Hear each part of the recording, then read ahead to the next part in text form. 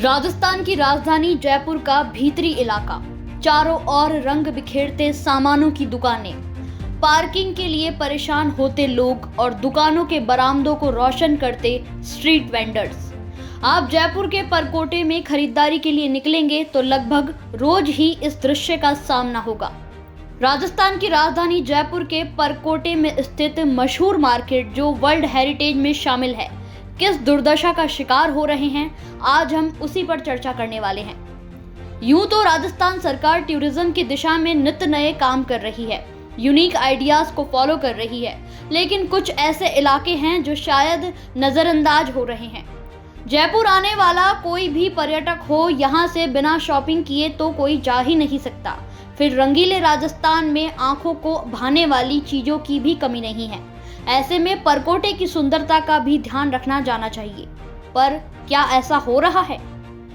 आप भीतरी शहर के चुनिंदा इलाकों जैसे बापू बाजार, इंदिरा बाजार, जौहरी बाजार, छोटी चौपड़, बड़ी चौपड़, त्रिपोलिया, नेहरू बाजार में जाइए। इन बाजारों को खास शॉपिंग के मकसद से ही डेवलप कराया गया है। जयपुर के अलावा शायद ही कोई शहर राज्य में ऐसा हो जहां मार्केट को इस तरह डिजाइन किया गया है। बावजूद इसके यहाँ दुकानों के बाहर बरामदों पर दुकानों का ही सामान सज रहा होता है। दुकानों में काम करने वाले बाहर खड़े होकर अपनी शॉप में आने का निमंत्रण दे रहे होते हैं। कुछ तो कुर्सी डालकर मजे से बैठते हैं और आगंतुकों का रास्ता रोकते हैं।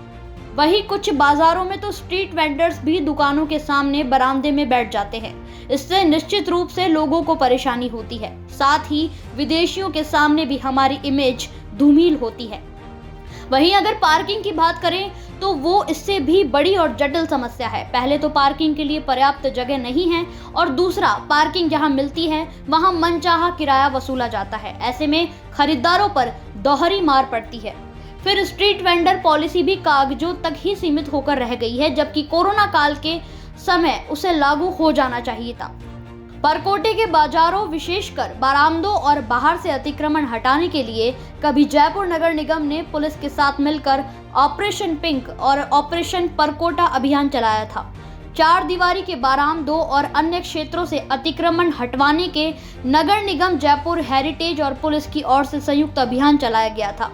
इसके लिए आयोजित हुई बैठक में अधिकारियों को निर्देश दिए गए थे कि बरामदों और बरामदों के बाहर हो रहे अतिक्रमण को हटवाने के लिए एक बार समझाइश की जाए, और समझाइश के बाद भी जो लोग अतिक्रमण नहीं हटाते उनके खिलाफ कार्रवाई की जाए।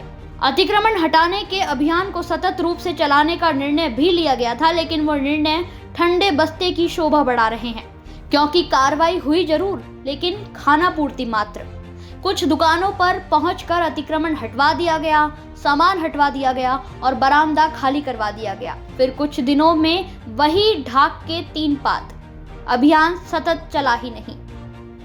अब देखिए, ये देश हमारा है और इस देश के संविधान ने अधिकारों के साथ हमें कुछ कर्तव्य भी दिए हैं। उसके मुताबिक गलत के खिलाफ आवाज उठानी चाहिए। जब भी हम इस तरह के अतिक्रमण या अव्यवस्था देखें, प्रशासन को सूचित करना चाहिए। और बात यहाँ तक कहना चाहेंगे कि नगर निगम यदि किसी अभियान को सतत चलाने की बात करता है तो उसे इस काम को ईमानदारी से अंजाम देना चाहिए। प्रशासन और नागरिक अपनी जिम्मेदारी को समझें तो आने वाला टूरिज्म पीरियड सैलानियों और त्योहारी सीजन लॉकलाइट्स के लिए बहुत शानदार होगा।